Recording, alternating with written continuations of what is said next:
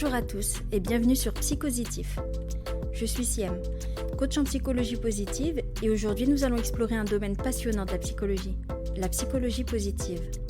Nous allons voir ensemble que c'est un domaine incroyable et très intéressant qui a été mis au point par deux super cerveaux qui travaillent dans la psychologie et qui se sont dit un jour on peut faire mieux que de juste parler des problèmes, non ? Dans ce podcast, nous allons voir les points suivants. Tout d'abord, c'est quoi la psychologie positive ? Ensuite, nous verrons ses concepts clés.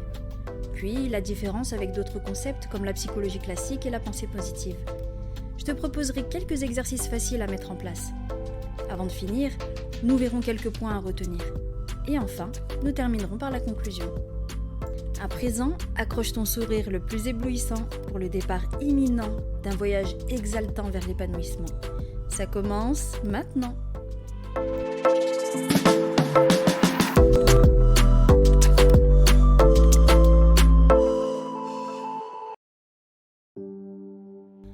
Qu'est-ce que la psychologie positive ? Tout d'abord, commençons par la base, la définition. Étude des conditions et processus qui contribuent à l'épanouissement ou au fonctionnement optimal des gens, des groupes et des institutions. Bon ok, dit comme ça, c'est sûr que c'est pas très clair. La psychologie positive, c'est une branche de la psychologie qui se concentre sur les aspects positifs de la vie, comme le bonheur, l'épanouissement et le bien-être. Au lieu de se concentrer uniquement sur les problèmes et les troubles mentaux, elle cherche à comprendre comment cultiver des émotions positives et à développer notre plein potentiel. En fait, la psychologie positive, c'est un peu comme un coach sportif, mais pour ton esprit, et sans le sifflet. Elle se concentre donc sur ce qui fonctionne bien dans la vie, plutôt que de déterrer le squelette du placard. Et ne fais pas cette tête, je sais que tu en as, on en a tous. Mais avant d'aller plus loin, voyons d'abord d'où vient cette bouffée d'optimisme. Et pour cela, je vais te raconter une histoire. Il y a bien longtemps, très longtemps, très longtemps, non j'exagère, c'était dans les années 90, lorsque les nuages sombres de la psychologie traditionnelle planaient sur le monde, deux brillants esprits, Martin Seligman et Christopher Peterson, décidèrent de devenir les héros dont le monde avait besoin. Leur mission ? Libérer les gens des griffes des ténèbres psychologiques et les guider vers la lumière du bonheur intérieur. Martin Seligman, surnommé le maître de la positivité, était le premier à lever son bouclier contre la tyrannie de la psychologie axée sur les troubles mentaux. Un jour, lors d'une assemblée d'érudits psychologiques, il déclara « Assez de négativité, pourquoi ne pas explorer les aspects positifs de la vie ?» C'est là que Christopher Peterson, alias le chercheur intrépide, rejoignit la bataille. Ensemble, ils unirent leurs forces pour créer un manuel révolutionnaire appelé le Manuel de classification diagnostique et statistique des forces intérieures. Ils introduisirent la notion de force de caractère, donnant ainsi naissance à la psychologie positive. C'est une belle histoire, n'est-ce pas ? Eh bien, ça s'est réellement passé comme ça. Enfin, pas sûr pour tout le côté dramatique, mais le bouclier, je suis sûre qu'il l'avait. Enfin, je crois. L'une des principales idées de la psychologie positive, c'est que le bonheur n'est pas seulement l'absence de problèmes, mais plutôt la présence d'émotions positives et de sentiments d'épanouissement. Donc, elle ne vient pas nous faire croire que les problèmes n'existent pas. Elle nous apprend à devenir de vrais ninjas émotionnels, en jonglant avec nos émotions positives et négatives comme des pros. Elle met en lumière toutes nos superpuissances cachées. Nos valeurs, nos talents, nos qualités secrètes, tout ce qui peut nous aider à transformer un blocage, un traumatisme ou une situation compliquée en une belle victoire. Ce qui veut dire que le but n'est pas de ne plus avoir aucun problème pour être heureux, mais de ressentir un maximum d'émotions positives et de savoir les gérer. Prenons un exemple. Imagine que tu es un super-héros en train d'entraîner tes super-pouvoirs.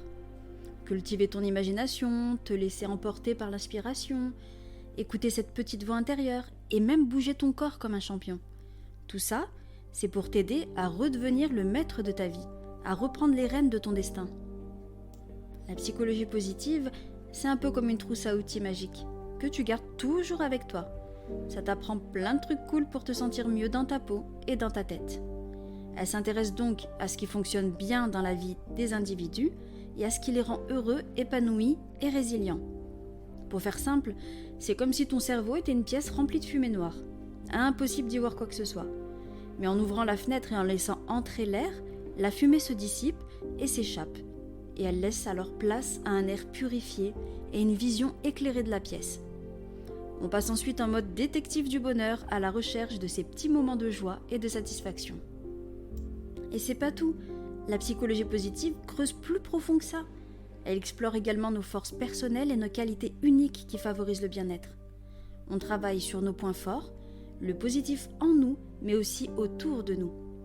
Au lieu de se concentrer uniquement sur les faiblesses et les déficits, cette approche met l'accent sur les forces et les vertus personnelles telles que l'optimisme, la gratitude, la résilience, la bienveillance, la créativité, la curiosité et la capacité à nouer des relations positives. Une fois ces petites graines plantées, elle cherche seulement à cultiver ces qualités pour aider les individus à s'épanouir et à vivre une vie plus satisfaisante. C'est comme si on passait de « Oh non, encore une journée pourrie » à « Trop bien, j'ai passé une excellente journée ». Les concepts clés. Maintenant, parlons de quelques concepts clés de la psychologie positive qu'il est important de développer. Ce sont des points sur lesquels on travaille lors des coachings, mais pas que. Alors, au menu, on a l'optimisme. Apprendre à développer ses émotions positives et donc son optimisme pour voir le verre à moitié plein plutôt qu'à moitié vide. C'est comme porter des lunettes de soleil même quand il pleut à verse.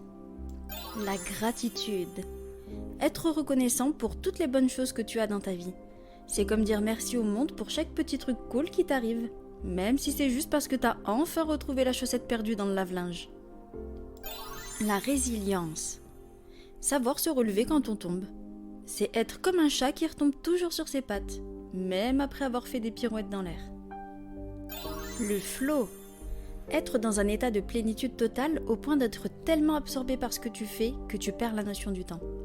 C'est comme quand tu joues à un jeu vidéo ou que tu regardes une série et que tu réalises soudain qu'il est déjà 2h du matin. Les relations positives. Entourer ton monde de personnes qui te font sentir bien. C'est comme avoir des coéquipiers qui te checkent quand tu réussis et te donnent des câlins quand tu as besoin de réconfort. L'autocompassion. Être reconnaissant envers soi-même. C'est comme recevoir un câlin quand tu te sens mal, sauf que c'est toi-même qui te le donne. Parce qu'on mérite tous un peu de gentillesse, même de notre propre part. Tous ces points vont beaucoup plus loin que ça, ils sont beaucoup plus profonds. Mais on verra chaque point dans d'autres psychositifs pour mieux comprendre ce que c'est, comment ça fonctionne et comment le mettre en place dans sa vie. On ira donc un peu plus en détail. Différence avec d'autres concepts. Psychologie positive et psychologie classique. Petite devinette. Quel est le point commun entre psychologie positive et psychologie classique ? Pour les plus malins d'entre vous, vous aurez vite fait le lien. C'est le même mot, psychologie. Bravo à toi, tu as gagné un chocolat que je vais manger. Et si tu ne l'avais pas, je t'offre un magnifique cahier de coloriage. Bon, comme dit plus tôt, la psychologie positive est une branche de la psychologie qui est là pour renforcer ce qui est positif en nous et révéler nos forces de caractère. Mais alors, est-ce que les psychologues seront amenés à disparaître comme les dinosaures ? Pas du tout, rassure-toi. Elle ne vient pas pour remplacer la psychologie classique, car cette dernière est là pour soigner et apaiser la douleur. On en a donc besoin. En réalité, elles sont complémentaires. Elles forment une super équipe. Pendant que la psychologie classique combat et élimine les émotions négatives, la psychologie positive entraîne et renforce son armée d'émotions positives. Pensée positive. Ok, alors là aussi il y a un même mot, donc c'est pareil. Eh bien, pour le coup, pas du tout. Imagine que tu veuilles devenir un super-héros. Tu veux sauver le monde et tu as besoin de super pouvoirs pour ça. Mais tu n'en as pas. En suivant la pensée positive, tu vas te forcer à te répéter chaque jour que tu as des pouvoirs, que tu es fort, que tu n'as peur de rien et même que tu peux voler. On est d'accord, ça a l'air un peu louche. Eh bien, la pensée positive, c'est comme ce super pouvoir que tu essayes de te donner à toi-même. Un peu comme la méthode Coué où on se répète des trucs sympas et super positifs pour se sentir mieux. L'idée de base, c'est de changer notre façon de voir les choses, de s'ouvrir aux bonnes vibes et aux opportunités en se remplissant la tête de pensées positives. Ça peut être cool pour se sentir bien, mais parfois, ça peut aussi être un peu bizarre. Imagine maintenant que tu as passé des semaines ou des mois à te répéter que tu pouvais voler. Est-ce que tu sauterais vraiment de cette falaise ? Non. Un autre problème de la pensée positive, c'est le risque de l'effet inverse. Comme un médicament que tu prends, il peut t'aider à te faire te sentir mieux, mais il peut parfois avoir des effets secondaires. Des études ont montré que chez certaines personnes qui ont une faible estime d'elles-mêmes, la pensée positive peut carrément avoir l'effet inverse. C'est un peu comme si ça agissait comme une mauvaise blague. C'est l'arroseur arrosé. Au lieu de se sentir mieux, elles se sentent encore pire. Car dans ce cas-là, on camoufle seulement nos émotions négatives et nos problèmes. Exactement comme quand tu devais ranger ta chambre, mais que tu bourrais tout sous ton lit. Au bout d'un moment, ça déborde et c'est le chaos. C'est notamment en ça qu'elle diffère de la psychologie positive. L'une veut uniquement voir la vie en rose et renie tous ceux qui pensent différemment. L'autre regarde le tout dans son ensemble et prend tout et tout le monde en considération pour voir où est le rose dans sa vie. Mais j'expliquerai plus en profondeur la pensée positive dans un prochain Psypositif. On verra d'où ça vient, comment ça fonctionne et ses effets néfastes. Exercice. Prépare un papier et un stylo parce que c'est l'heure de passer aux exercices. Voyons maintenant comment nous pouvons appliquer la psychologie positive dans notre vie quotidienne. Voici quelques suggestions simples et amusantes. Tenir un journal de gratitude. Prends quelques minutes chaque jour pour écrire 3 choses positives que tu as eues dans ta journée. Cela peut être quelque chose d'aussi simple que j'ai savouré une délicieuse tasse de café ce matin ou j'ai eu une conversation agréable avec un ami. Il s'est confié à moi et je me suis senti important à ses yeux. Faire des actes de gentillesse. Fais quelque chose de gentil pour quelqu'un chaque jour. Cela peut être aussi simple que tenir la porte pour quelqu'un, donner un compliment sincère ou aider quelqu'un dans le besoin. Ces petits gestes peuvent avoir un impact positif sur ton propre bonheur et sur celui des autres. S'engager dans des activités qui procurent du plaisir. Fais ce que tu aimes, que ce soit lire un bon livre, écouter de la musique, danser ou pratiquer un sport. Accorde du temps chaque jour à des activités qui te mettent de bonne humeur et te font te sentir bien. À retenir. La psychologie positive ne te dit pas juste d'être gentil tout le temps et de sourire à tout le monde. C'est plutôt une science super intéressante qui explore comment on peut devenir les architectes de notre propre bonheur. La psychologie positive nous rappelle que nous avons le pouvoir d'influencer notre propre bonheur et bien-être. En cultivant les émotions positives, en pratiquant la gratitude, en recherchant le flow, en entretenant des relations sociales saines, nous pouvons vivre une vie plus épanouissante. 4 points à retenir. Le pouvoir des émotions. Apprends à jongler avec les émotions positives comme la joie et la gratitude et à mettre les émotions négatives comme le stress ou la tristesse en quarantaine. Le club des talents cachés. Chacun de nous a des talents cachés, comme la créativité ou la gentillesse. La psychologie positive nous aide à les trouver et à les utiliser dans notre vie quotidienne.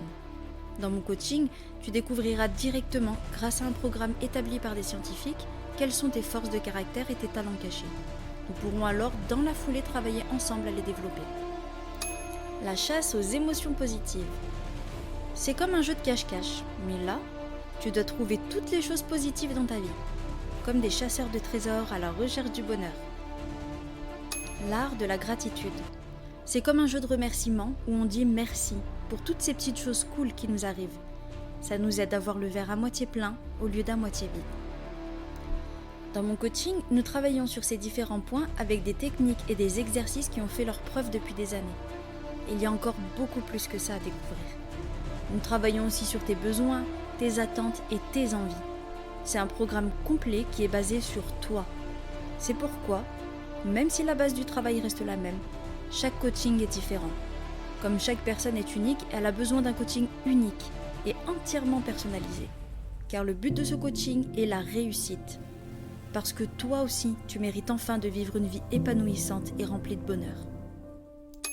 Conclusion. En résumé, la psychologie positive nous invite à nous concentrer sur les aspects positifs de la vie, à cultiver des émotions positives, à développer nos forces personnelles et à créer des relations positives. En adoptant cette approche, tu peux augmenter ton bien-être, ta satisfaction et ton épanouissement personnel et professionnel. Elle te lance un message hyper fort. Peu importe ce qui se passe dans ta vie, le bonheur n'est pas quelque chose qu'on attend sagement. Il faut aller le chercher, l'attraper et ne jamais le lâcher. Un grand merci pour ton écoute attentive. J'espère que ça t'a plu et que ça pourra t'aider. N'hésite pas à me faire part de tes commentaires ou critiques constructives pour que je m'améliore. Tu peux me suivre sur mes différents réseaux sociaux sous le nom Psychositif. Je suis aussi à ta disposition si tu as besoin d'un coaching personnalisé ou pour échanger. N'hésite pas à liker, commenter et partager mon contenu. Cela m'aiderait beaucoup dans mon travail et pourrait aussi aider d'autres personnes, je l'espère. En attendant, abonne-toi pour ne rien manquer car plein de belles choses arrivent. Je te dis à très vite pour un prochain Psychositif. Et surtout, n'oublie pas, comme le tournesol regarde le soleil, regarde en toi car c'est là que se trouvent les plus belles merveilles.